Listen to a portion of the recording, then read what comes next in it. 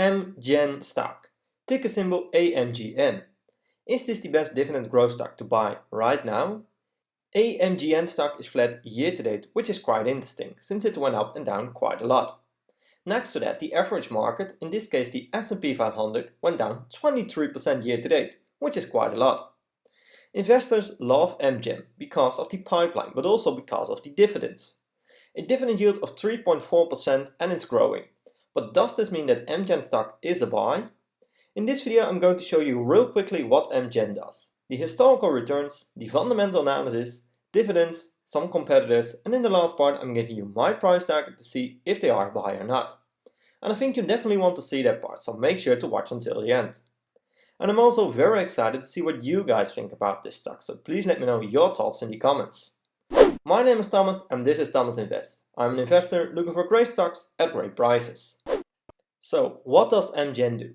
AMGEN is a leader biotechnology-based human therapeutics with historical expertise in renal disease and cancer supportive care products. If we take a look at the most recent earnings, we see that revenue went up 1% year over year. Product sales went up 3% year over year, but other revenue went down 24%. So we've got a slow growing company here. If we take a look at the free cash flow balance sheet, we see that free cash flow is flat year over year at 1.7. And they didn't bought back any shares in the latest quarter, which is something that I don't like. Dividend increases year over year is at 10%, which is great of course. Last thing that I think is interesting is the fact that debt went from 33.3 to 36.5 billion. So we need to keep an eye on that one later in this video. The 2022 guidance for the revenue was 25.5 to 26.4 billion, and they revised it from 25.4 to 26.5. To me, this looks pretty okay. If we check the revenue breakdown, we see a lot of interesting things. I won't do a deep dive in all the drugs since I'm not an expert in this area, but I do want to highlight a few numbers here. First of all, US represents 71% of the total revenue, and ROW, or in this case rest of the world, represents 29% of the total revenue. Year over year, a 3% increase in revenue, as we saw earlier in this video. And I want to highlight a few drugs here. First drugs is Prolia, which is one of the bigger drugs in terms of revenue. It's up 13%, which is quite a lot compared to the overall growth number here. Next drug is Evenity, which is up 46% year over year, which is quite a lot, and could be a potential top drug. But the biggest drug, Enbrel, is down 8% year over year, so this worries me a bit. So definitely keep an eye on that one. And it's the same story with Emvasi and Neulasta. Both are down quite a lot, especially Neulasta with minus 36% year over year. So overall, I think there are some interesting drugs growing year over year. But a lot of big drugs are decreasing, which isn't a good thing to be honest. And if we take a look at Enbrel, the top drug, which was down 8% year over year, we see that it was primarily driven by lower net selling price and 3% volume decline. It's expected that net selling price is going to decline even further, since competition is increasing. And it's the same story with Emvasi, another top drug which was down 17%. And with that being said, it's time to check the historical returns to see what happened there. I decided to include the S&P 500 as a benchmark, since this is one of the easiest ways to invest. Just buy the S&P 500 ETF and wait. Next to that I included Gilead Science, ticker symbol GILD, Regeneron Pharmaceuticals, ticker symbol REGN, and Vertex Pharmaceuticals, ticker symbol VRTX. On the 5-year chart we see that AMGEN didn't beat the S&P 500. AMGEN returned 41% including dividends, while the S&P 500 returned 61% including dividends. So you were better off owning the S&P 500 on the 5-year chart. Gilead returned a minus 8% on the 5-year chart, and REGN returned also 61%, so it's performed similar to the S&P 500. Vertex returned 87% including dividends, and it's the only stock in this list beating the S&P 500 on the 5-year chart. On the 1-year chart it gets quite interesting. AMGEN returned 9%, while the S&P 500 is at minus 15%. Gilead is at minus 8% and REGN is at almost 8% return. Vertex is again the winner here with a 53% return, but it's quite interesting to see that all stocks beat the S&P 500 on the 1-year chart. And it's the same story on the 6-month chart. AMGEN returned a minus 1.5% while the S&P 500 returned a minus 16%. Gilead returned 9% and REGM returned 4%. Vertex is again the big winner here with 40% return. On the 1-month chart, it's again the same story with AMGEN returning minus 7%, but the S&P 500 is at minus 10%. Gilead is nearly flat and REGM is the big winner here with a 15% return. Vertex is also nearly flat. So all these stocks did a great job in the short term. But how about the future? Does this mean that AMGEN stock is a buy? Let's check the fundamentals of this stock to see if AMGEN is a buy or not. But first, if you made it this far into the video, I want to thank you a lot for watching this video. Make sure to subscribe and in return you receive similar analysis to this one every week. Let's continue by diving into the fundamentals. AMGEN is a 121 billion market cap company, which makes them one of the larger pharmaceutical companies in the world. PE ratio is at 18, which could mean that they are undervalued, but keep in mind that AMGEN is a slow growing company and that you might want to pay a lower PE ratio for this stock.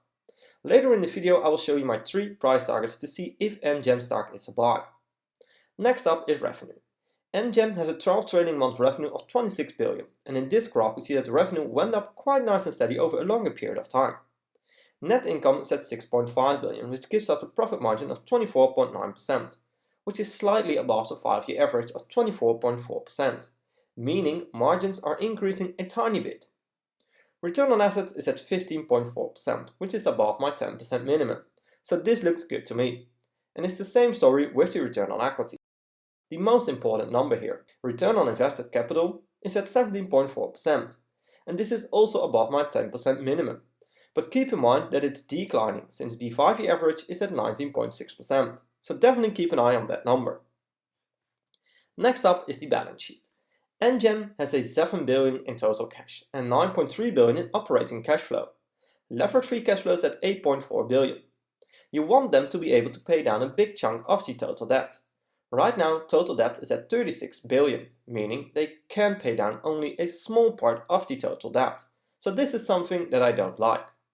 So to me, it's very important that free cash flow is growing, since this is used to pay down debt of course, but also to buy back shares, do acquisitions, pay dividends, and very important for companies like AMGEN, research and development. And in this graph we see that free cash flow went up really nice and steady previously. But in 2019 it took a hit, and it went down to 2014 levels. In 2020 it went up again, and most recently it went down again. So overall I don't like the past couple of years. Definitely keep an eye on this number. And the thing that I do like about AMGEN is the fact that our shares outstanding are going down big time. In the past 5 years they bought back roughly 27% of the shares outstanding, and this added a lot of value to the investor. EPS is going up, PE ratio is going down, and it's easier to maintain and increase the dividends, since total dividends paid is going down by buying back shares. So I really like this number here. And since we're talking about dividends anyway, AMGEN pays a 3.4% dividend yield, which is very nice. Annual payout is at $7.76 a share, or $1.94 each quarter. Payout ratio is at 41%, which is also very nice. For companies like AMGEN, I don't like to see 50% or higher. Right now they have roughly 60% left in cash to pay down debt, buy back shares, and research and development. So to me this 40% payout ratio is very good. The 5-year growth rate is at 11%, which is also very nice, and they grew the dividends for 10 years in a row, which is also very good. Overall, I really like this dividend scorecard, and I think from a dividend perspective, AMGEN is a great investment based on these numbers. Next up are the fundamentals of AMGEN versus some major competitors. I decided to include Gilead Science, Regeneron Pharmaceuticals, and Vertex Pharmaceuticals. We see that AMGEN is by far the biggest company in terms of market cap and enterprise value. All companies seem to have a low PE ratio, so to me there's no big winner here. AMGEN has one of the lowest revenue growth year over year, and REGM and VRTX are growing in high numbers year over year. It's the same story with the revenue compound annual growth rate. AMGEN has one of the lowest numbers here. Net income compound annual growth rate is at -6% for AMGEN, and REGN and VRTX are growing in high amounts here. Free cash flow is growing at 4% for AMGEN, while the others are growing in double digits. So again, AMGEN didn't perform very well here. AMGEN has one of the highest gross margins, but REGN and VRTX have the highest net income margin. REGN also has the highest free cash flow margin. Return on invested capital is also the highest at REGN, so to me they are the winner here. Both AMGEN and Gilead seem to have a lot of debt compared to the cash position, while REGN and VRTX have more cash versus the total debt, so they are the winner here. And next up are the dividends. REGN and VRTX don't pay any dividends right now, so it's only comparing Gilead. Dividend yield is the highest at Gilead, and payout ratio is pretty similar, at 41%.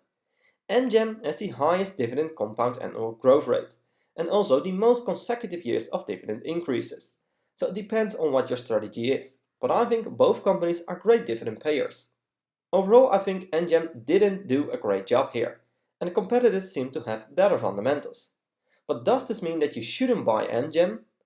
Well, let's check the 3 price targets that I created using the Everything Money software, which is one of the best tools out there. I'm using a low, mid and high assumption to get the 3 price targets, starting off with revenue growth. I expect that AMGEN is going to perform just like the average of the past couple of years. There's no double-digit growth potential in my opinion, so I'm filling in 3% for the low assumption, 4% for the mid assumption and 5% for the high assumption. Profit margin is pretty steady, so I expect 25, 26 and 27%.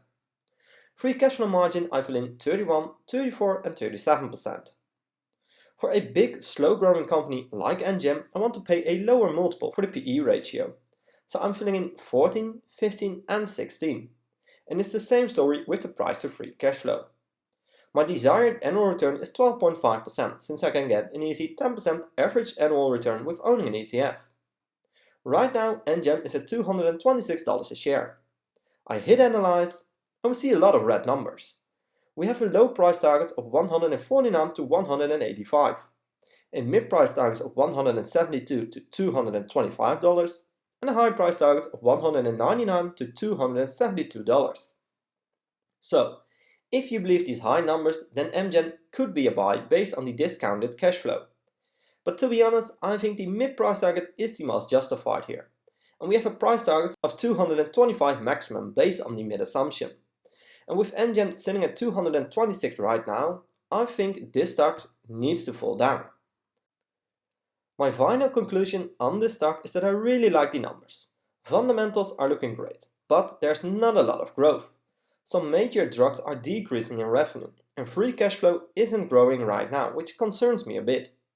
Whenever this stock goes down in stock price, I think I will re-evaluate this company to see if it's a buy. For now, I'm skipping this stock because it seems that there's not a lot of potential aside from the dividends. But remember to always do your own research and never fully trust on what I or other YouTubers say about a stock.